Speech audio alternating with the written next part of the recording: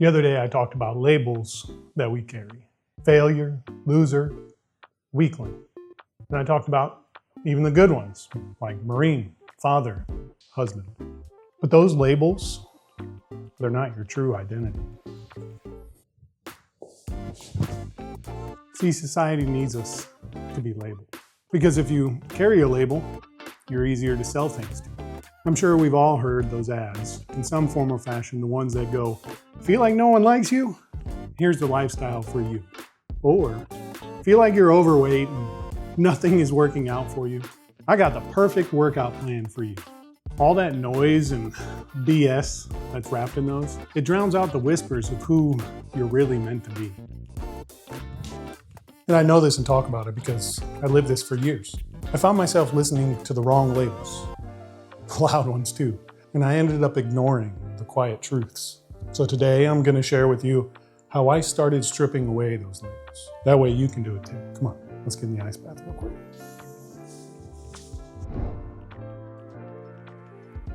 Hearing those labels for so long, from people that you respect and people you don't,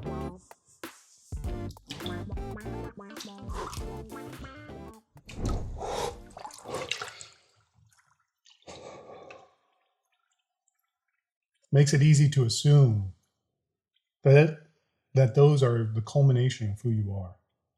And once you start believing it, it shapes how you think, how you act, and how you see yourself in the mirror.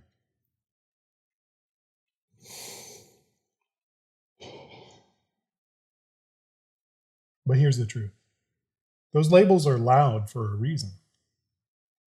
They don't want you to hear the quiet truth about who you really are. And if you don't learn how to strip those labels off, you'll end up never hearing the whisper of who you're really called to be. But all right, here comes the fun part. Said no one ever.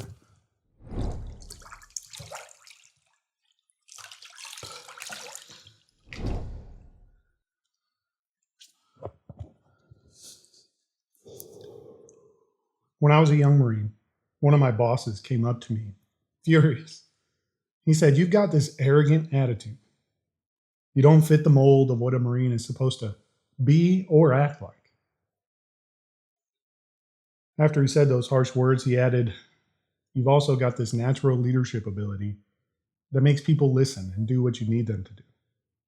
It frustrates me because so many people have to work very hard to be that. And here you are. Now, he said that a little rough. There are a few cuss words sprinkled in there too. So part of me thought, man, this guy hates me. But the deeper part of it, he actually meant it as a compliment. The problem was, because of all the negative labels in my head, I only heard the bad part, the loud part, and I let those drown out the good.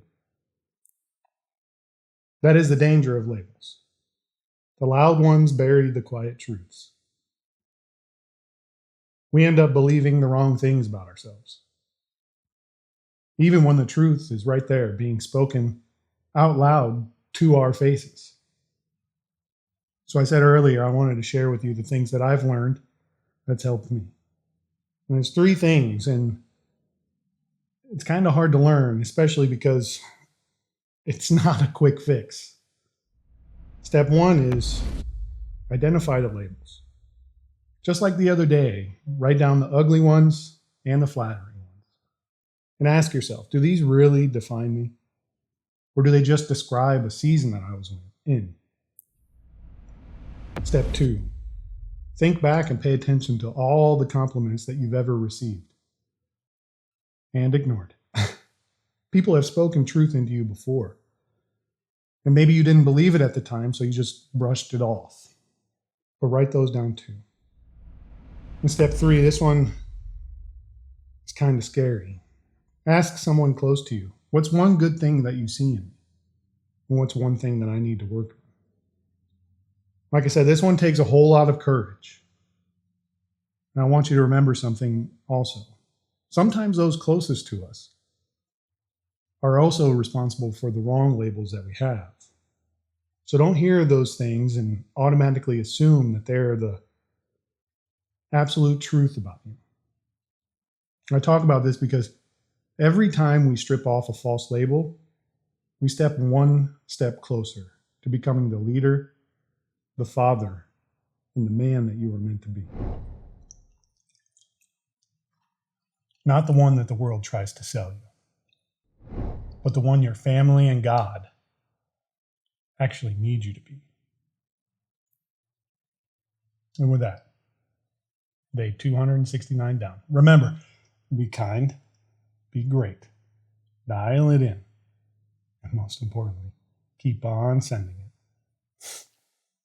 Listen, did you know that lobsters used to be called the cockroaches of the sea? Yep. They were actually just fed to prisoners. Fast forward, and now here we are. They're considered a luxury dinner. I say that because that just goes to show you labels can change. All right. I got some adult stuff to go do now. So until tomorrow, it's Clench Much this time.